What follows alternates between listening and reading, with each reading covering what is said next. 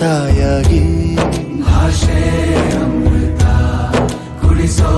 ತಾಯಾಗಿ ಭವಿಷ್ಯ ಬರೆವಂತ